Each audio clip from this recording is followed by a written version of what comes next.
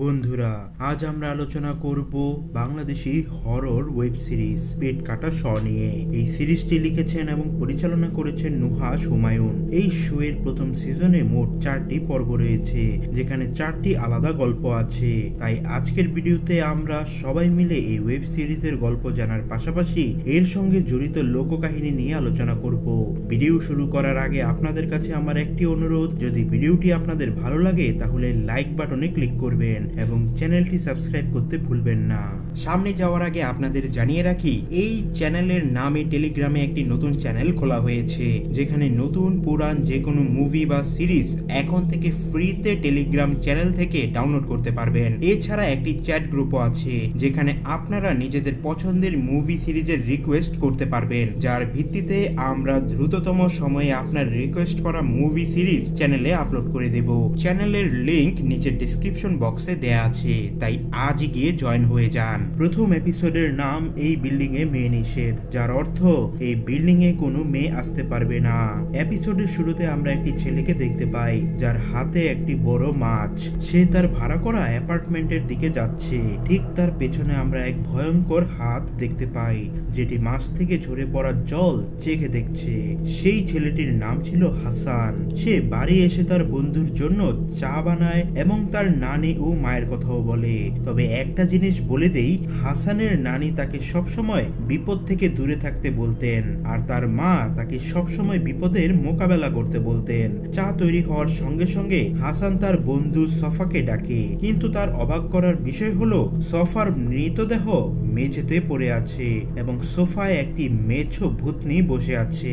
বাংলা লোককাহিনী থেকে জানা যায়, এক ধরনের ভূত আছে যারা মাছের প্রতি আকৃষ্ট হয় এবং একে আমরা মেছো ভূত বা সেই ক্ষেত্রে ভূতনি বলি। যাই হোক, মেছো ভূতনির লম্বা চুল ছিল, ধারালো নখ ছিল। সে তার শরীরে একটি সাদা কাপড় দিয়ে ঢেকে রেখেছিল এবং সবচেয়ে আলাদা বৈশিষ্ট্য ছিল তার পা উল্টো। হাসান এটি দেখে অবাক হয়ে যায়, কিন্তু সে বুঝতে পারে যে সফাকে এই ভূতনি শেষ করে দিয়েছে, কারণ সে পিঠ দেখিয়ে পালানোর চেষ্টা করছিল। পালানোর চেষ্টা করলে হাসানেরও একই পরিণতি হতে পারত। হাসানের তখন নিজের মায়ের কথা মনে পড়ে, যিনি তাকে বলতেন বিপদকে সবসময় মোকাবেলা করতে। তাই হাসান এখন ভূতনির সঙ্গে চোখ মেলায়। ভূতনি হাসানের প্রিয় গোল্ডফিশটি কাঁচা খেয়ে ফেলে। এই মুহূর্তে হাসান বাইরে যেতে পারছিল না এবং বাইরে থেকে ডাকলেও কেউ আসছিল না। তাই সে ভূতনিকে মাছ খাওয়িয়ে পালানোর পরিকল্পনা করে। হাসান এখন রান্নাঘরে গিয়ে বড় বড় মাছের টুকরো করে। এই দৃশ্যটা একটু মজার ছিল, কারণ সে সব কাটাকাটি না দেখেই করছিল, কারণ স্পষ্টতই তাকে ভূতনির সঙ্গে চোখ মিলিয়ে রাখতে হচ্ছিল। যতবার একটা টুকরো সে কাটে, উল্টো প্লেটে ভূতনির সামনে রাখছিল এবং চুপচাপ পাশ থেকে ফোন দিয়ে পালানোর চেষ্টা করছিল। কিন্তু এতে ভূতনি রেগে যায়, কারণ মাছটা কাঁচা ছিল।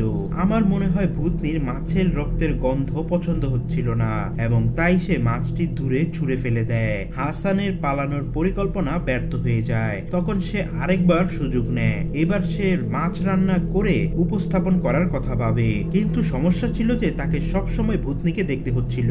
এই ঝামেলায় তার আঙ্গুল কেটে যায়। এবার মানুষের রক্তের গন্ধে ভূতনি পাগল হয়ে যায় এবং হাসানের কাছে চলে আসে। ঠিক সেই সময় হাসান তার আঙ্গুল মশলার মধ্যে ডুবিয়ে দেয়, যাতে রক্তের গন্ধ চলে যায়। এবার ভূতনি কোনোভাবে শান্ত হয়, কিন্তু তার কাজ সহজ করার জন্য হাসান তার বন্ধু সফার মৃতদেহ ভূতনির সামনে বসিয়ে দেয় এবং তার চোখে টেপ লাগিয়ে দেয়, যাতে মনে হয় সফা ভূতনিকে দেখছে।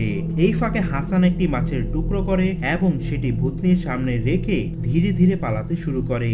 এই সময় তার মনে একটাই চিন্তা চলছিল, আজ যদি সে স্বর্গেও চলে যায় তাহলে সে তার মায়ের সঙ্গে দেখা করতে পারবে এবং শুধু একটি প্রশ্ন জিজ্ঞেস করবে, তার জীবনের শেষ মুহূর্তে হাসান কি সাহস দেখিয়েছিল।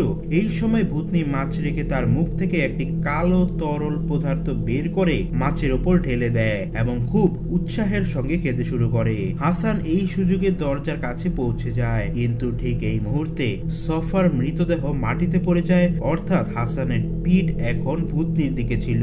তখনই হঠাৎ দৃশ্য কেটে যায়। তারপর আমরা বুঝতে পারি যে এই গল্পটি হাসানি তার বন্ধুদের একটি দলকে শোনাচ্ছিল। তারা জিজ্ঞেস করে, তারপর কি হলো, তুমি কিভাবে পালালে? তখন দৃশ্য আবার গল্পে ফিরে যায়। হাসান দরজা খুলেছিল, কিন্তু সে দরজা আবার বন্ধ করে দেয়, যেন সে ভূতনিকে ছেড়ে যেতে চায়নি। ভূতনিও হাসানের মাছ খেয়ে খুব তৃপ্ত হয়েছিল, এমনকি তাকে দেখে হাসছিল। হঠাৎ দুজনের মধ্যে একটি প্রেমের সম্পর্ক তৈরি হয়ে গিয়েছিল। এই দৃশ্যটির কথা সে বন্ধুদের বলে না, তবে হাসান বলে, গল্পটা পরে শুনে নিও, আবার খেয়ে নাও, আমার স্ত্রী তোমাদের জন্য মাছের ঝোল রান্না করেছে। তখনই একটি ভয়ঙ্কর হাত তাদের ধরে ফেলে এবং এপিসোড 1 এখানেই শেষ হয়ে যায়। তো বন্ধুরা, এই এপিসোডের গল্পটা বেশ সহজ ছিল। শেষে সবকিছু পরিষ্কার হয়ে যায় যে সেই রাতে হাসান শুধু ভূতনির হাত থেকে বাঁচেনি, বরং তার সঙ্গে বিয়েও করেছে। এখন তারা একসঙ্গে থাকে। সম্ভবত ভূতনি হাসানের কাছে আসা ভ্রমণকারীদের শিকার করে এবং হাসান তাতে সাহায্য করে। এতে কোনো লজিক খুঁজে পাওয়ার দরকার নেই, কারণ এটি একটি লোককাহিনী যা সাধারণত ভয় দেখানো এবং বিনোদনের জন্য তৈরি করা হয়েছে। তাহলে চলুন পরবর্তী গল্পের দিকে এগিয়ে যাই, যার নাম মিষ্টি কিছু। এই এপিসোডের শুরুতে আমরা মাহমুদ নামে একজনকে দেখি, যিনি তার মিষ্টির দোকান পরিষ্কার করছেন। রাত অনেক হয়ে গিয়েছিল এবং তিনি দোকানের শাটার অর্ধেক বন্ধ রেখেছিলেন। তখন বাইরে কেউ শাটারে টোকা দেয় এবং কুকুরগুলো জোরে জোরে ডাকতে শুরু করে। মাহমুদ শাটার খুলে বাইরে আসেন, কিন্তু বাইরে কেউ ছিল না। বাড়ি গিয়ে তিনি এই ঘটনা তার স্ত্রীর সঙ্গে শেয়ার করেন। তার স্ত্রী তাকে একটি শহুরের লোককাহিনী সম্পর্কে বলেন যে রাত গভীর হলে জিনরা মিষ্টির দোকানে আসে। মাহমুদ এতে বিশ্বাস করেন না, তবে আমরা বুঝতে পারি যে মাহমুদের অ্যামনেশিয়া ছিল, যার কারণে তিনি প্রতিদিনের ছোটখাটো বিষয়েও ভুলে যেতেন। মাহমুদের এই রোগের কারণে তার এবং তার স্ত্রীর মধ্যে কিছুটা উত্তেজনাও চলছিল। পরের দিন মাহমুদ দোকানে মিষ্টি বিক্রি করছিলেন, কিন্তু তার এই অ্যামনেশিয়ার কারণে গ্রাহকরাও তার সুযোগ নিত, তাকে টাকা না দিয়ে চলে যেত। সেই রাতে দোকান পরিষ্কার করার সময় আবার শাটারে টোকা পড়ে, কিন্তু এবার মাহমুদ দেখেন একজন বৃদ্ধ লোক যার এক পা খোড়া জোর করে তার দোকানে ঢুকে পড়েন। ঢুকেই তিনি মাহমুদকে তার আসল পরিচয় দেন যে তিনি একজন জিন। জিনের উপস্থিতিতে মাহমুদ খুব ভয় পেয়ে যান। জিন তাকে মিষ্টি খাওয়াতে বলে। জিন এখানে তার রূপও বদলে দেখায়, কখনো ছোট মেয়ে হয়ে যায়, কখনো সুন্দরী মহিলা, আবার কখনো মাহমুদের মতোই হয়ে যায়। এটি দেখে মাহমুদ খুব প্যানিক করে এবং জিনকে বলে, আপনি যে মিষ্টি চান তা নিয়ে এখান থেকে চলে যান। জিন জিজ্ঞাসা করে, মিষ্টির দাম কত হলো?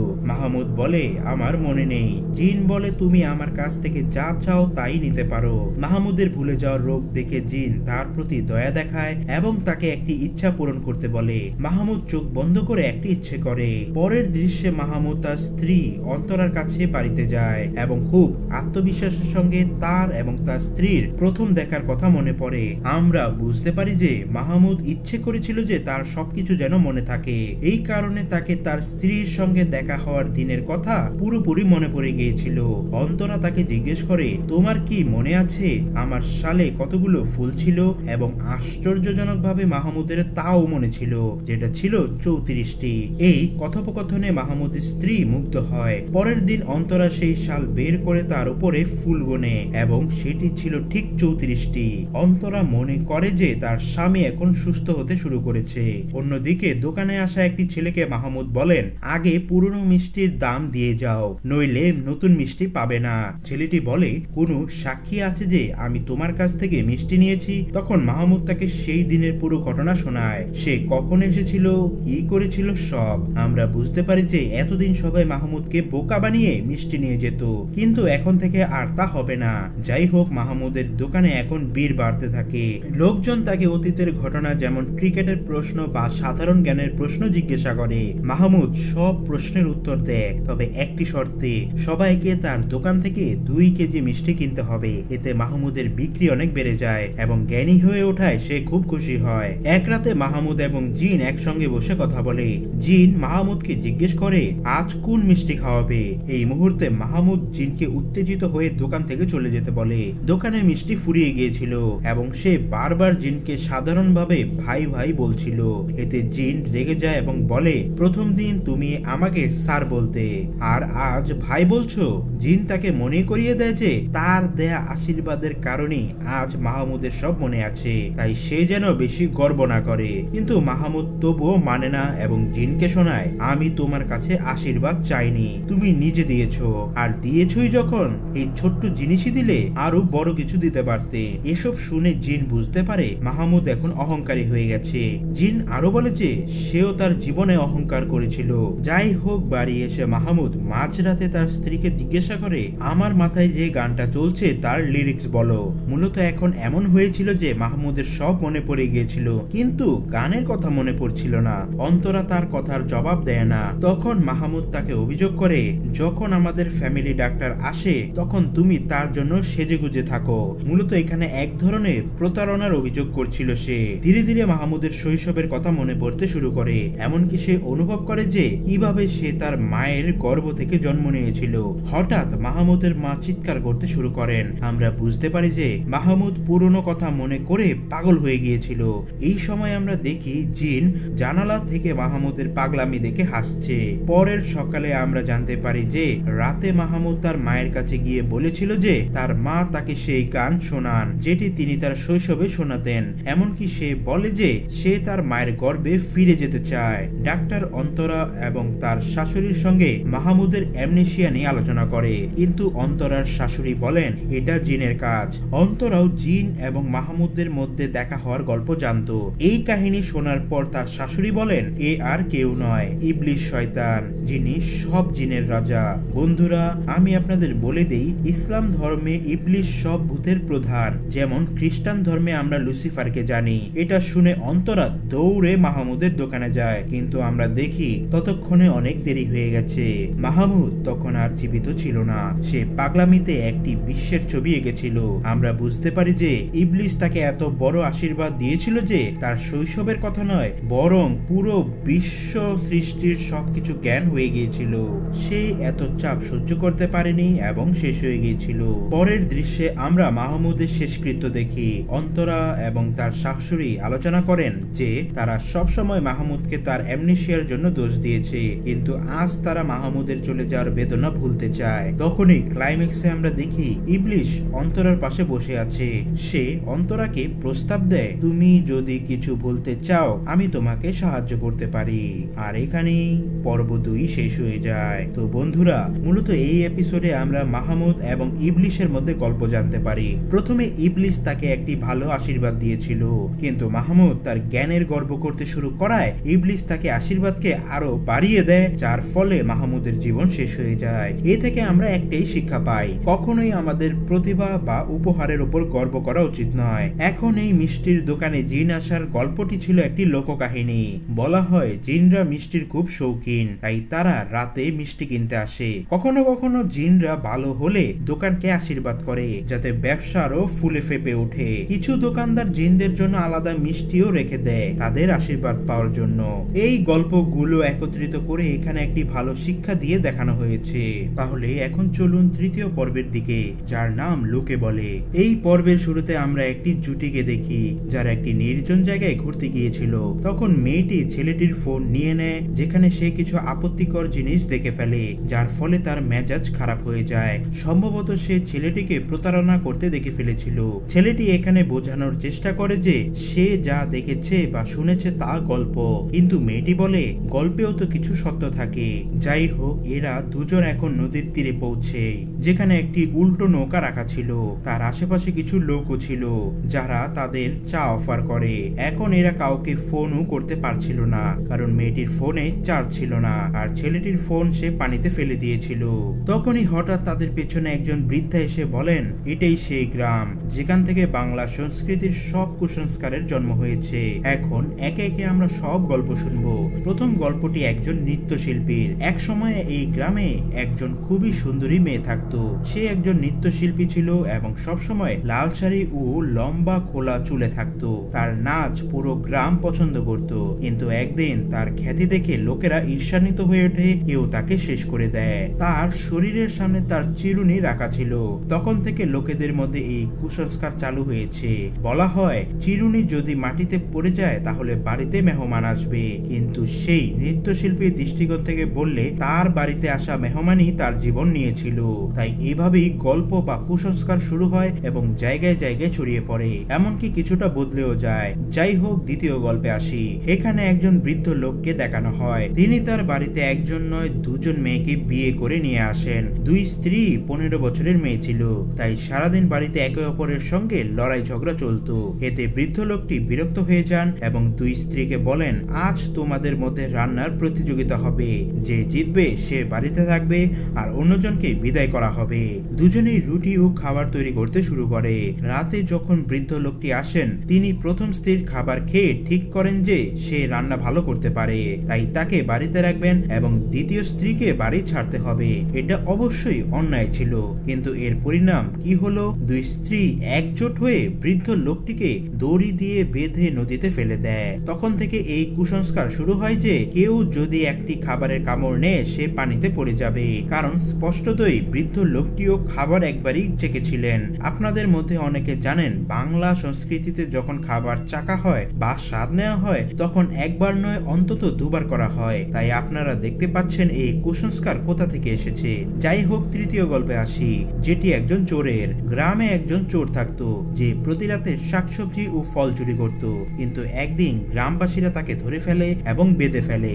লোকেরা তাকে মারধর না করে শাস্তি হিসেবে তাকে ফল খাওয়াতে শুরু করে। ধীরে ধীরে তারা এতটাই হিংস্র হয়ে ওঠে যে তাকে পুরো ফল গিলতে বাধ্য করে। চোর এখন ক্ষমা চেয়ে বলে, আমি আমার স্ত্রী সন্তানদের পেট ভরার জন্য চুরি করি, কিন্তু এই মুহূর্তে তার স্ত্রী সন্তানরাও তাকে চিনতে অস্বীকার করে। এক সময় এমন হয় যে ফল খেতে খেতে চোরের পেট ফেটে যায় আর সেই ফলের বীজ থেকে একটি গাছ গজায়। তখন থেকে বলা হয় ফলের বীজ গিললে পেটে গাছ গজায়। এখন বর্তমান সময়ে রাত হয়ে গিয়েছিল। ছেলেটি গ্রামের দিকে যায় চার্জারের দোকান খুঁজতে, কিন্তু যাওয়ার সময় বৃদ্ধা তাকে থামিয়ে বলে, রাতে খোলা চুলে বাইরে যেও না। ছেলেটি হেসে বলে, এই কুসংস্কার তো মেয়েদের জন্য। তারপর সে চলে যায়। এদিকে আমরা চতুর্থ এবং শেষ গল্প শুনি, যেটি ছিল একটি ছেলের। এই গ্রামে একটি ছোট ছেলে থাকতো। সেই ছেলে হলেও মেয়েদের মতো সাজতে ভালোবাসতো। শৈশব থেকেই সে শাড়ি পরতো এবং লিপস্টিকও লাগাতো, কিন্তু তার মাথায় চুল ছিল না। সে সবসময় মেয়েদের মতো লম্বা চুল চাইতো। এক রাতে সে বউয়ের মতো সেজে তার মায়ের কাছে যায় এবং তার মায়ের চুল কাটার চেষ্টা করে। তার মা ঠিক সময়ে জেগে ওঠে, এতে তার বাবা তাকে খুব মারধর করে। এখান থেকে গল্পের অনেক রূপ আছে। কেউ বলে সেই দিন বাবার দেওয়া শাস্তির পর থেকে সে সারা জীবন তার ঘরেই থাকতো আর কখনো বের হয়নি। কেউ বলে সেই রাতে বেরিয়ে গ্রামবাসীদের ফল ও শাকসবজি চুরি করত, যেমনটা আমরা তৃতীয় গল্পে শুনেছি। আবার কেউ বলে সেই রাতে তার বাবা তাকে মারেনি, বরং বলেছিল তোমার মেয়ে হওয়ার শখ, তাহলে আজই তোমার বিয়ে দিয়ে দেই। তারপর তাকে বৃদ্ধ লোকটির দ্বিতীয় স্ত্রী বানিয়ে বিয়ে দেওয়া হয়েছিল, যেমনটা দ্বিতীয় গল্পে আমরা শুনেছি। কেউ বলে সেই রাতে সে বাড়ি থেকে পালিয়ে যায় এবং পরে একজন নৃত্যশিল্পী হয়, যেমনটা প্রথম গল্পে জানা যায়। কিন্তু তার আসল গল্প ছিল যে সেই রাতে তার মা জেগে গিয়েছিল এবং ভয়ে চিৎকার করে উঠেছিল। এতে গ্রামের সবাই জড়ো হয়ে ছেলেটিকে এত মারধর করে যে সে সেখানেই মারা যায় এবং একটি পিশাচ হয়ে ওঠে। এখন সেই পিশাচ হয়ে এই গ্রামের গাছের মধ্যে ঘুরে বেড়ায়। তাই বলা হয় রাতে খোলা চুলে ঘোরাঘুরি করা উচিত নয়। এদিকে বর্তমান সময়ে ছেলেটি খোলা চুলে ঘুরছিল, তার উপর সেই পিশাচের নজর পড়ে। পিশাচ গাছ থেকে নেমে একটি ভয়ঙ্কর নাচ করে এবং সেই একই ছুরি দিয়ে ছেলেটিকে মেরে তার চুল কেটে নেয়, কারণ স্পষ্টতই সে তার লম্বা চুলের প্রতি আকৃষ্ট ছিল। শেষ মুহূর্তে ছেলেটি মেয়েটির কথা মনে পড়ে। মেয়েটিরও ছেচকি শুরু হয়। তখন বৃদ্ধা তাকে বলে, হয়তো কেউ তোমাকে মনে করছে, কারণ বাংলা সংস্কৃতিতে ছেচকি হওয়ার মানে কেউ আপনাকে মনে করছে। এখানেই তৃতীয় এপিসোড শেষ হয়। তো বন্ধুরা, এই ছিল পেট কাটা শয়ে তৃতীয় পর্ব, যেটি আমার মতে সবচেয়ে আকর্ষণীয় এপিসোড ছিল। এই পর্বে দেখানো হয়েছে কিভাবে গল্প থেকে কুসংস্কারের জন্ম হয় এবং সেই কুসংস্কার প্রজন্ম থেকে প্রজন্মে ছড়িয়ে পড়ে, কিন্তু কুসংস্কারের অনেক শাখা প্রশাখাও তৈরি হয়। লোকেরা তাদের মতো করে মশলা যোগ করে মূল গল্পের বিভিন্ন রূপ তৈরি করে। এই পর্বের মূল গল্প ছিল শেষেরটি, যেখানে ছেলেটি পিশাচ হয়ে গিয়েছিল এবং তারই রূপ ছিল আগের তিনটির গল্পের। এ থেকে আরো কয়েকটি গল্প তৈরি হয়েছে, অর্থাৎ একই গল্পের বিভিন্ন সংস্করণ। এই সবকিছু এত জটিল হয়ে গেছে যে এখন এগুলো আলাদা করা কঠিন, অর্থাৎ কোন গল্পটি আমরা বিশ্বাস করব। আর হ্যাঁ, সব সংস্কৃতিতে আলাদা আলাদা প্রথা বা কুসংস্কার থাকে। এছাড়া এই গল্পে আমাদের দেখানো হয়েছে যে মূল গল্পটি একরকম সত্যি ছিল এবং পিশাচটি বাস্তবে ছিল। আপনারা কি এসব জিনিসে বিশ্বাস করেন? আমাকে কমেন্টে জানাবেন। আমরা চলে এসেছি শেষ পর্বে, যার নাম নিশির ডাক। চতুর্থ গল্প শুরু হয় দুটি ছোট ছেলেকে দেখিয়ে, যারা সমুদ্রের তীরে প্লাস্টিক করেছিল। তাদের মধ্যে বিচি নামে একটি ছেলে তার বন্ধুকে বলে সমুদ্রের ওপার থেকে কেউ ডাকলে না তাদের দিকে তাকাবে, না তাদের ডাকের জবাব দেবে, সংক্ষেপে কোনো উত্তর দিবে না। কিন্তু বিচির বন্ধু হয়তো তার কথা ঠিক মতো বোঝেনি। তখন বিচি তার বন্ধুকে তার কাছে ডাকে, কারণ একা থাকতে তার ভয় লাগছিল। তার বন্ধুও তার কাছে চলে যায়, কিন্তু আমরা অবাক হয়ে দেখি যে তাদের পেছনে আসল বিচি তাদের ডাকছে। আমরা বুঝতে পারি যে বিচির রূপে এটি অন্য কোনো প্রাণী ছিল, যাকে বাংলা সংস্কৃতিতে বলা হয় নিশির ডাক। নিশির ডাক একটি খুব জনপ্রিয় শহুরে লোককাহিনী। এটি মাঝরাতে আপনার কাছে আসে এবং দুবার ডাকে। আপনি যদি তার ডাকের জবাব দেন তাহলে সে আপনাকে তার সঙ্গে নিয়ে যায়। এই গল্পটি বিচি সুলেমানকে বলেছিল। এখন সুলেমানের বন্ধুও তাকে জিজ্ঞেস করে তুমি ঢাকায় কবে ফিরে যাচ্ছ? এতে সুলেমান বলে ঢাকায় আমি যাব না, ওখানে আমার কিছু নেই। সে এখানে একটি এনজিওতে কাজ করে। সুলেমানের বন্ধুর কথায় আমরা জানতে পারি যে লামিয়া, যে সুলেমানের গার্লফ্রেন্ড ছিল, তার সম্প্রতি মৃত্যু হয়েছে। এই কারণে সুলেমানও ভেঙে পড়েছিল। সুলেমান বারবার লামিয়ার ভিডিও দেখে তাকে মনে করত। এক সন্ধ্যায় সুলেমান সমুদ্রের তীরে হাঁটতে যায়। তখন তার মনে হয় সমুদ্রের দিক থেকে লামিয়ার গলা শোনা যাচ্ছে, সে যেন গান গাইছে। সুলেমান হতবাক হয়ে পেছনে তাকায়, কিন্তু বোঝে এই শব্দ তার এয়ারবাড থেকে আসছে, যেটি তার কান থেকে খুলতে সে ভুলে গিয়েছিল। সমুদ্রের তীর থেকে বাড়ি ফেরার সময় সুলেমান একটি রিকশায় ওঠে। রিকশা চালক তাকে বলে আজকাল শহরে অপহরণ বেড়ে গেছে, লোকেরা নিশির ডাকের মতো গায়েব হয়ে যাচ্ছে। সে আরো বলে আগে বাংলাদেশের প্রতিটি বাড়িতে ভূত থাকতো, কিন্তু এখন জনসংখ্যা বাড়ার সঙ্গে সঙ্গে জায়গাগুলো ভিড় হয়ে যাচ্ছে, তাই ভূতেরা এখন শহর ছেড়ে সমুদ্রের তীরে চলে গেছে। পরের দৃশ্যে সুলেমানকে আমরা কক্সবাজারে নিখোঁজ মানুষদের সম্পর্কে একটি আর্টিকেল পড়তে দেখি। সে একটি ভিডিও দেখে যেখানে অনেক শিশু গায়েব হয়ে গিয়েছিল। সে নিশির ডাক নিয়েও কিছু ভিডিও দেখে। স্থানীয়রা বলে সব শিশুকে নিশির ডাক নিয়ে গেছে, কিন্তু এখানে মানব পাচারের বিষয়ও হতে পারে। পরের দিন সুলেমান তার সহকর্মীকে তার গবেষণার কথা বলে। সে নিশির ডাক ও ভূতদের বৈজ্ঞানিকভাবে বোঝানোর চেষ্টা করে। মূলত সে নিশির ডাককে সমুদ্রে বসবাসকারী একটি অজানা প্রজাতি বলে, যেটি আজ পর্যন্ত মানুষের মস্তিষ্ক বুঝতে পারেনি। সুলেমান ভূত বা অতিপ্রাকৃত জিনিস নিয়ে গবেষণা করছিল। তখন তার সেই বন্ধু এসে পড়ে এবং তিনজন একসঙ্গে বেরিয়ে যায়। সুলেমানের বন্ধু তাকে বলে তুমি যে অতিপ্রাকৃত বিষয় নিয়ে গবেষণা করছো তা ঠিক আছে, কিন্তু লোকেদের বিশ্বাস করাতে তোমার প্রমাণ লাগবে। সুলেমানের সহকর্মী তাকে বিচির কথা বলে। সে বলে বিচির পুরো পরিবার একটি দুর্ঘটনার শিকার হয়েছিল। বিচি সবাইকে নিশির ডাকের গল্প শোনায়, কিন্তু প্রতিবার তার গল্পে কিছু জিনিস বদলে যায়। এমনকি লোকেরা তার কথা সত্যি বলে মেনে নেয়, কারণ এটি আবেগপ্রবণ। এই পরিস্থিতিতে সুলেমান সেই রাতে প্রমাণ সংগ্রহ করতে তার ক্যামেরা নিয়ে সমুদ্রের তীরে যায়, কারণ আজ সে নিশির ডাককে ধরবেই। তখন তার মায়ের ফোন আসে, যিনি তাকে বাড়ি ফিরতে বলেন, কিন্তু সুলেমান বাড়ি ফিরতে চায় না। তখন তার মা তাকে সমালোচনা করে জিজ্ঞেস করেন যেই মেয়েটির চিন্তায় তুমি দিনরাত ডুবে আছো সে কোথায়? সে তো জাহান্নামে আছে। এই কথা বলতে সুলেমান তার সামনে কিছু দূরে লামিয়াকে দাঁড়িয়ে থাকতে দেখে, কিন্তু একই সময় ক্যামেরায় কিছু ধরা পড়ছিল না। সুলেমান লামিয়াকে দেখে কাঁদতে শুরু করে। তখন লামিয়া তাকে ডাকে। সুলেমান লামিয়ার কথায় লোভিত হয়ে তার দিকে পা বাড়ায়, কিন্তু তখনই সে বোঝে যে এটা সত্য নয়। লামিয়া চিৎকার করে বলতে শুরু করে সুলেমান কখনো তার আবেগকে বাস্তব মনে করেনি। লামিয়া তাকে বলে আমি ডিপ্রেশনে ছিলাম, কিন্তু তুমি কখনো আমার কথায় গুরুত্ব দাওনি। সুলেমান এখন তাকে ক্যামেরায় ধরতে চায়, তাই সে তাকে কাছে ডাকে, কিন্তু লামিয়া আবার তাকেই ডাকে, যেটা ছিল দ্বিতীয়বারের ডাক। আপনি দেখলে বুঝতে পারবেন এটা ছিল ঠিক নিশি ডাকের মতো। তখনই হঠাৎ আমরা লামিয়ার গলায় একটি ফাঁস দেখি। আমরা বুঝতে পারি যে এটা সুলেমানের মনে ভ্রম ছিল। মূলত সেখানে একটি সত্তা দাঁড়িয়েছিল, যেটি লামিয়ার রূপ নিয়েছিল। সে সুলেমানকে বলে তুমি কিভাবে জানবে আমি কিভাবে শেষ হয়েছি? এই কথোপকথনের মধ্যে আমরা বুঝতে পারি যে সুলেমান লামিয়ার জীবন দশায় কখনো তার যত্ন নেয়নি। সে সবসময় তার কাজে ডুবে থাকতো। দুজনের মধ্যে ঝগড়া হতো। এর মধ্যে সুলেমান তার হুমকিগুলো উপেক্ষা করেছিল, তাই লামিয়া ডিপ্রেশনে চলে যায় এবং ভুল পদক্ষেপ নেয়, হঠাৎ নিজেকে শেষ করে ফেলে। এখানে সবচেয়ে দুঃখের বিষয় হলো সুলেমান এটাও জানতো না যে লামিয়ার মৃত্যু কিভাবে হয়েছিল।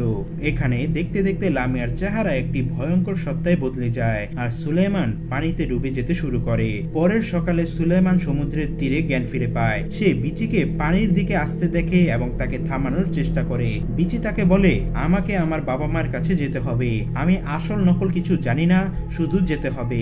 বিচির এই কথা শুনে সুলেমানেরও মন বদলে যায়। সে একটি ভয়েস রেকর্ডিং করে বিচির সঙ্গে পানির মধ্যে যেতে শুরু করে। আমরা বুঝতে পারি যে বিচি এবং সুলেমান দুজনেই সমুদ্রে গিয়ে মিলে গিয়েছিল। অন্যদিকে সুলেমানের সহকর্মী তার ভয়েস রেকর্ডিং পায়। সেখানে সে বলেছিল যে পরবর্তী গবেষণা তারা করে নিক আর সুলেমান আর কখনো ফিরবে না। তার আইপ্যাডে পুরো গবেষণা ছিল। আমরা অবাক হয়ে দেখি যে সে মেচোবুতনি, জিন, নিখোঁজ দম্পতি এবং কুসংস্কারের গ্রাম এসব নিয়ে গবেষণা করছিল। আমরা বুঝতে পারি যে এই শেষ গল্পটি আগের 3টি পর্বকে সংযুক্ত করেছে। সুলেমান তার সহকর্মীদের বলেছিল যে সে বিচির সঙ্গে চলে যাচ্ছে, কিন্তু আমরা অবাক হয়ে দেখি যে বিচিকে সমুদ্রের তীরে সুস্থ অবস্থায় দেখা যায়। তখন সহকর্মীরা বিচিকে জিজ্ঞেস করে, তুমি কি গতকাল সুলেমানকে দেখেছো? তখন সে বলে, হ্যাঁ আমি তাকে দেখেছি, এমনকি আমি তাকে পেছন থেকে অনেকবার ডেকেছি, কিন্তু সে আমার কথা শোনেনি এবং পানিতে চলে গেছে। এর মানে যখন সুলেমান পানিতে বিচিকে দেখেছিল তখন সেটি বিচি নয় বরং নিশির ডাক ছিল, যে তাকে তার সঙ্গে নিয়ে গেছে।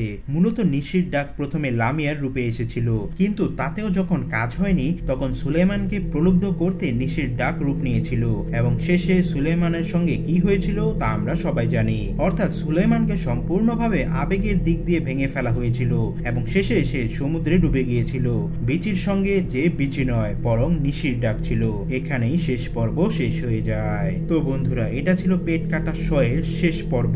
এখানে আমরা দেখেছি কিভাবে একটি ভুতুরে সত্তা নিশির ডাক তীর থেকে মানুষকে প্রলুব্ধ করে সমুদ্রে নিয়ে ডুবিয়ে দেয়। এখন সুলেমান তো আগের থেকেই লামিয়ার কাছে যাওয়ায় দুঃখী ছিল, তাই এর দুটি সমাপ্তি হতে পারে। হয় নিশির ডাক সত্যি এবং সে সুলেমানকে নিয়ে গেছে, অথবা সুলেমান নিজেই নিজেকে ডুবিয়ে শেষ করে দিয়েছে, কারণ লামিয়ার চলে যাওয়ার পর তার মনে আর কোনো আশা বা প্রেরণা ছিল না।